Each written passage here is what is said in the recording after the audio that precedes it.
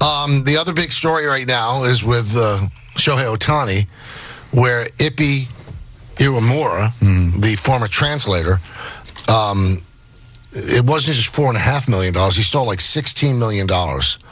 And what were we just told before the show? How many bets did he make? Was it like 19,000? Yeah. Something ridiculous. None of them on baseball, by the way. Isn't that amazing? Not one of them on baseball. Now, Passon has a tweet, Mike. I don't know if you saw this. Yeah, I'm just seeing it right now. This was on or about March 20th, 2024. Mutsuhara messaged Bookmaker One stating, "Have you seen the reports?" Bookmaker One responded, "Yes, but that's all BS.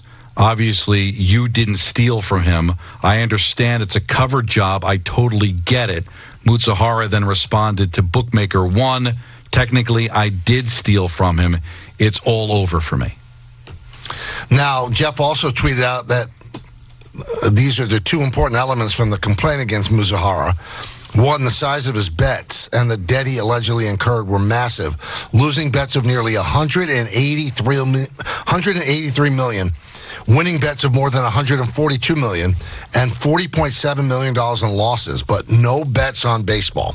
Now, I was going to say, doesn't that send up kind of a red flag for you? It's he curious. Works in baseball. He said he had no idea what the difference was between betting legally or illegally. And he bet all this and not on baseball? Like, I mean, you wonder, like, was Ohtani involved? Like, if you wanted to make sure that Ohtani would be clean, you'd try to stay away from betting on baseball, right? Now, he's not allowed to bet on baseball either, but he's not allowed to bet with illegal gamblers either. But for a guy that was so desperate, losing so much money, he never bet on the sport that he was the closest to? You know, I've read stories of gamblers, like, you know, hopeless gamblers, and they go to what they know the best.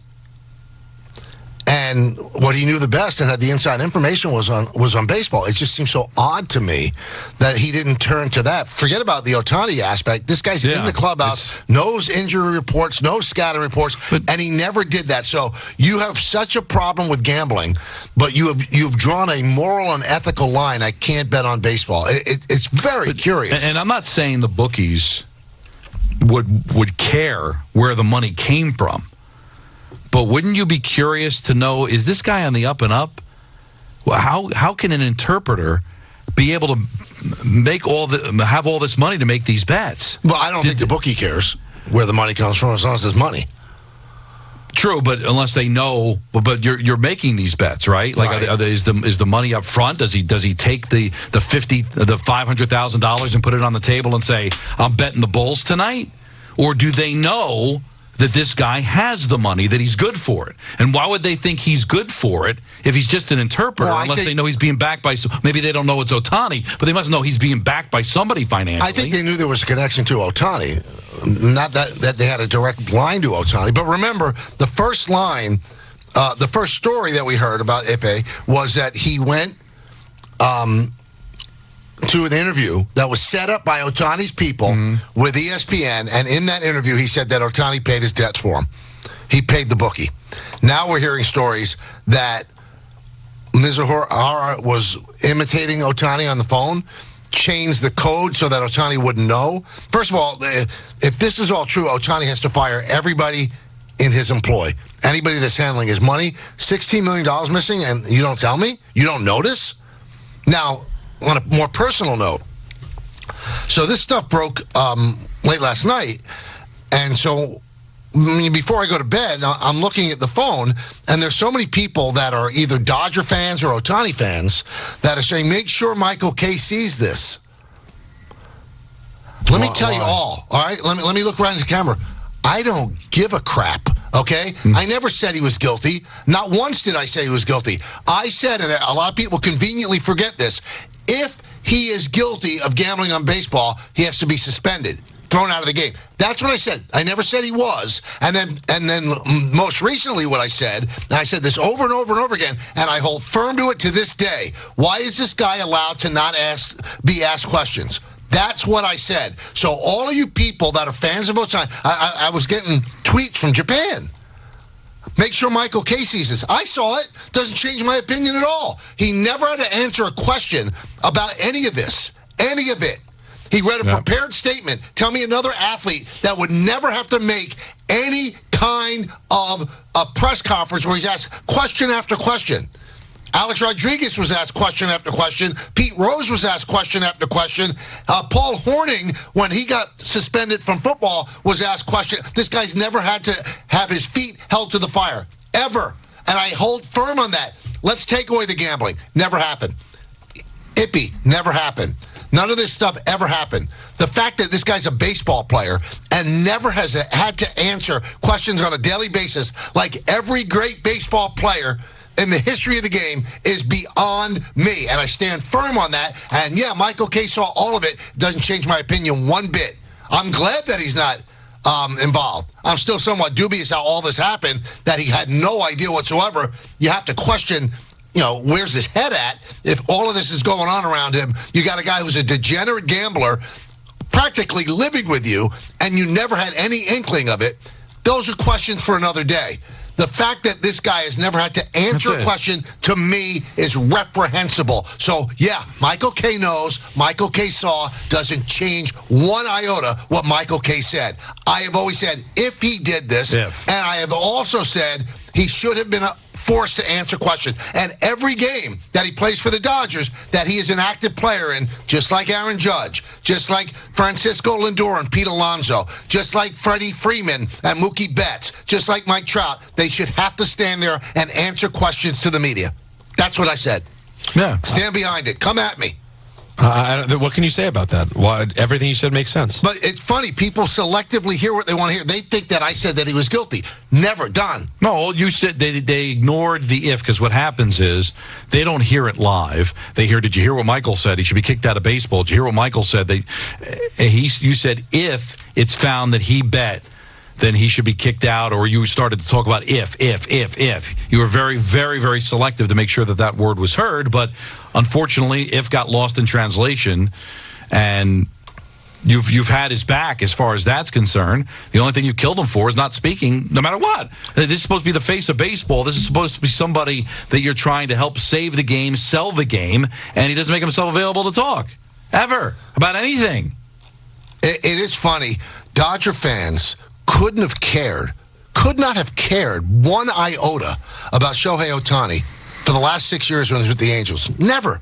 Now they're defending him like he's Duke Snyder and Jackie Robinson. They spent a lifetime. The guy has been on your team for 3 weeks, and you're bending over backwards to defend this guy when you didn't even care about him for the last 6 years. What a bunch of phonies. You should have that same defense of Sandy Koufax and Jackie Robinson and Gil Hodges. That's where the love should be. Tommy Lasorda, you're falling in love with the guy for 6 weeks. But fans too. If he let him be a disappointment this year, don't worry, they won't be defending. But he's too good a player to be a disappointment. Then there's that part.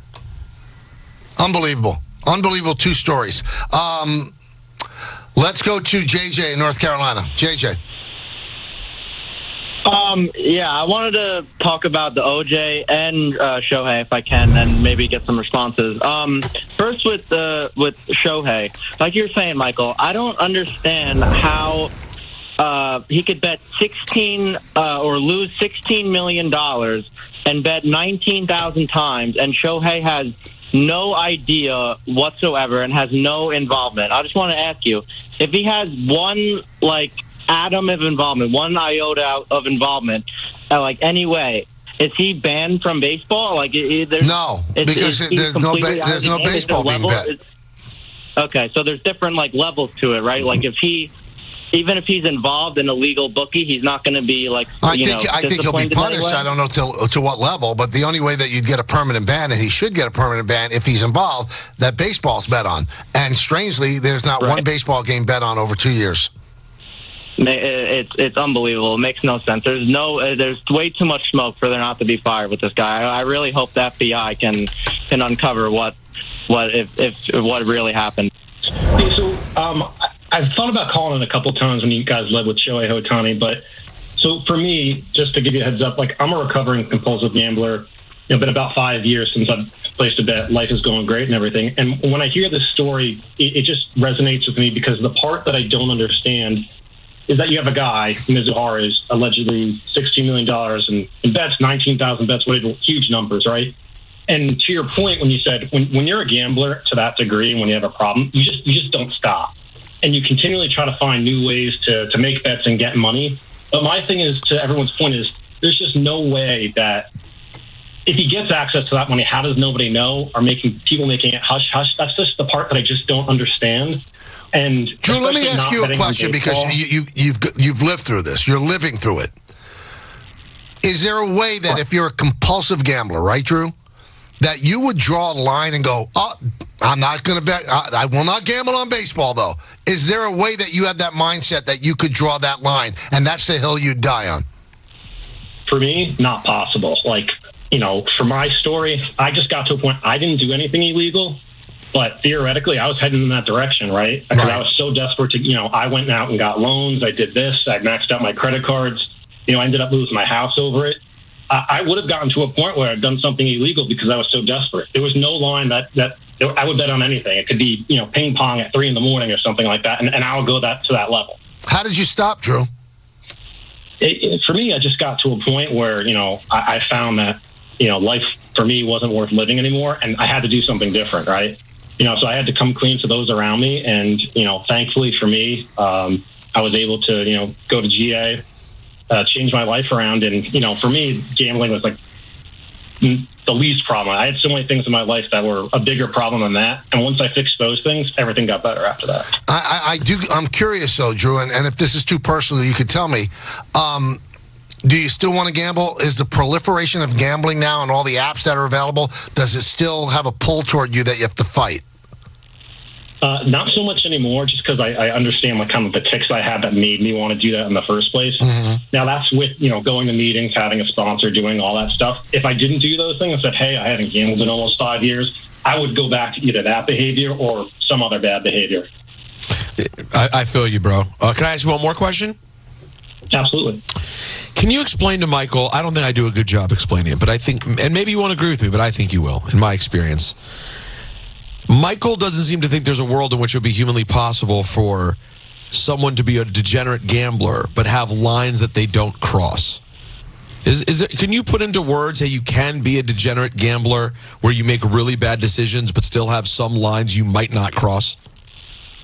I mean, I guess that's possible. For me, I just think if I had continued to do that, I would draw a line. Maybe I wouldn't hit it for a really long time. But then you'd cross it. I think eventually I would hit it. The guy lost his house, Peter. Drew lost his house. So that wasn't a line that he would. Right. Fair point. But I'm just saying, I think everyone's addiction is different. Right, Drew? Like, you just never know. No one addiction is the exact same as the other. Well, that's true. That's correct. So just in closing, Drew, this doesn't pass the smell test, do you? No, I think there's more to this, and it's not that I'm accusing Shohei Ohtani of knowing, but just it doesn't feel right. It doesn't look like, it doesn't smell right. If it looks like a duck, quacks like a duck. I think there's more here that we're going to see, whether that's in the coming weeks or months. That's just my gut feeling.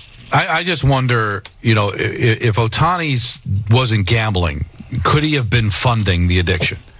And listen, I'll fund you. I'll give you the money. Just whatever you do, don't bet on baseball. Because if that gets back, then I can get thrown out of the game. So here's all the money you need to bet. I'll take care of you because I don't want to lose you. But the line you can't cross is betting on baseball. Otherwise, I'll shut it down. So is that enough? Because it just seems 19,000 bets. Never once on the one sport that you know. Think about if he'd been using the promo code Peter the whole time. Oh my God! You'd be rich. You kidding me? You know what? Well, thank you, Drew, for sharing that story with us. We do appreciate it. We'll come back. There's one name that definitely hovers out there when you talk about the story. And when we come back, we'll tell you what that exactly is. And now, for the most awkward transition of all time, Peter's going to tell you about a gambling app.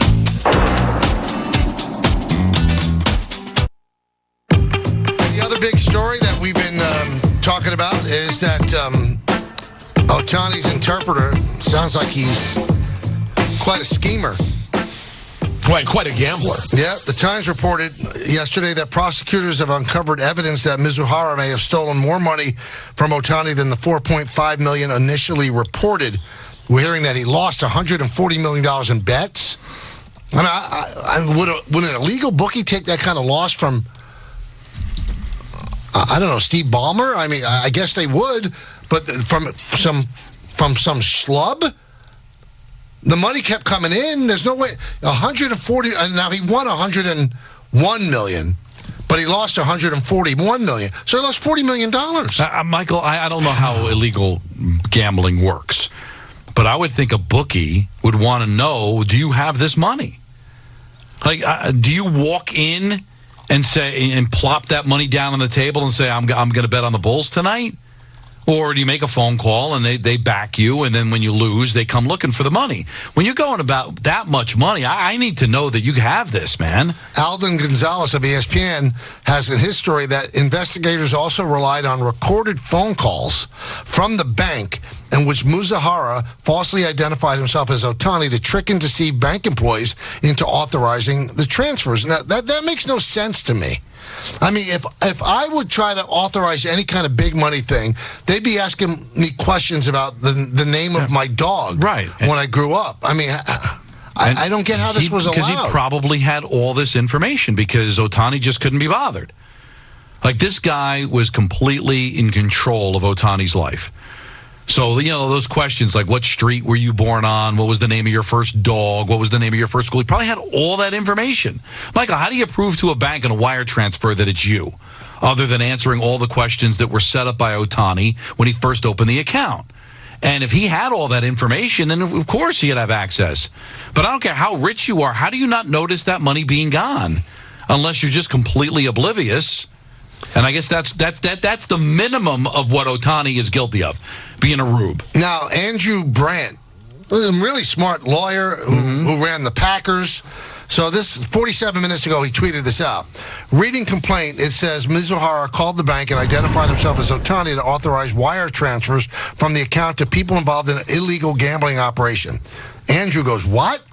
He just said, hey, this is Ohtani. I need to send a bookie millions. And the bank said, sure. It just doesn't None of it adds up. Smell test. We said this from the very beginning. No version of this seems like it can make sense with only one person being aware. In other words, how could his interpreter have access to this money?